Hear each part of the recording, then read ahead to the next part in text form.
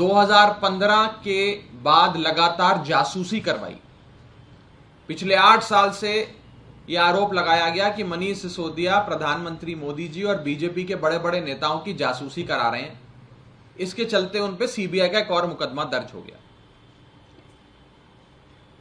पहले तो मैं ये पूछना चाहता हूं केंद्र में बैठी प्रचंड बहुमत की भाजपा सरकार से कि एक आधी स्टेट का एक आधा उप मुख्यमंत्री पिछले 8 सालों से देश के सबसे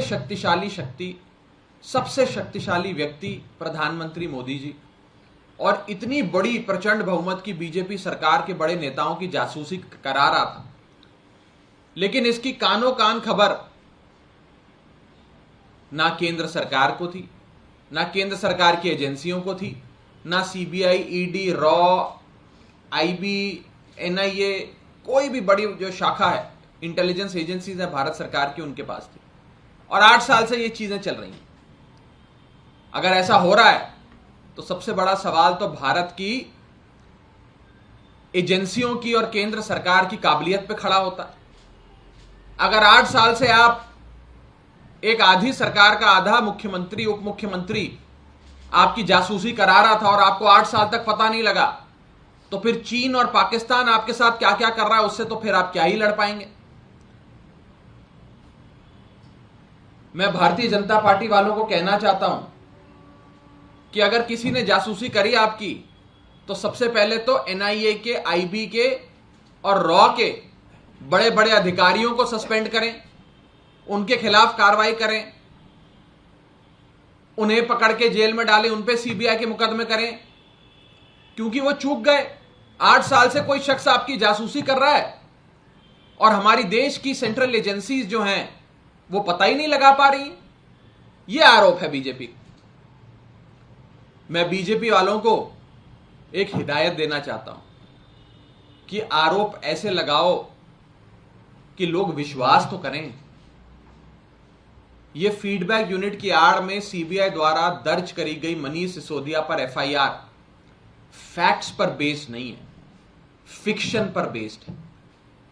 The FIR registered by the Central Bureau of Investigation against Manish Sisodia on the alleged pretext of snooping using a feedback unit is not based on facts and is purely based on fiction.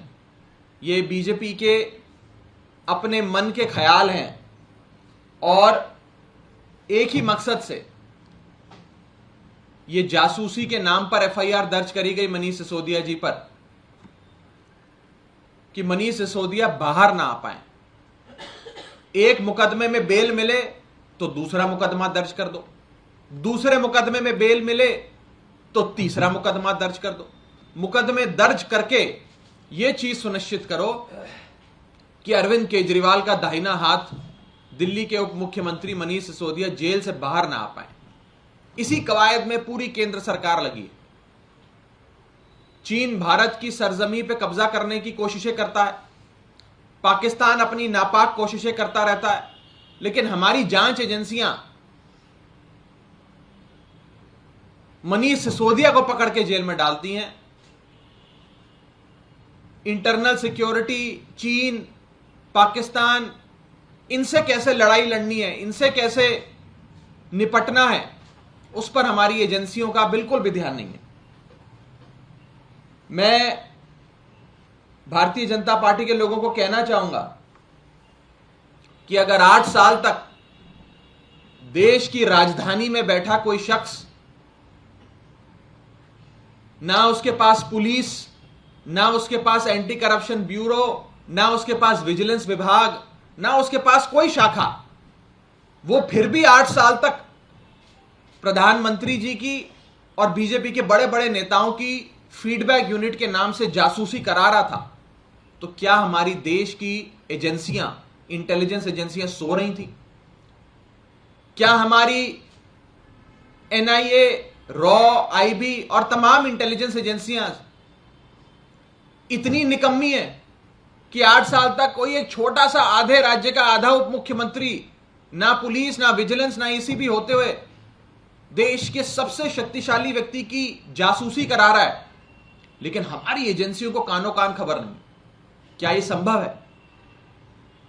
अगर संभव है तो भारत की राष्ट्र सुरक्षा पे बहुत बड़ा प्रश्न चिन्ह खड़ा होता है, और अगर संभव नहीं है तो यह भारतीय जनता पार्टी की बौखलाहट दिखाता है कि कोई भी फर्जी मुकदमा मनीष सिसोदिया पे करो ताकि मनीष सिसोदिया जेल से ना निकल पाए। मैंने कल अपनी प्रेस वार्ता में आपको बिंदुवार तरीके से बताया था कि जो कथाकथित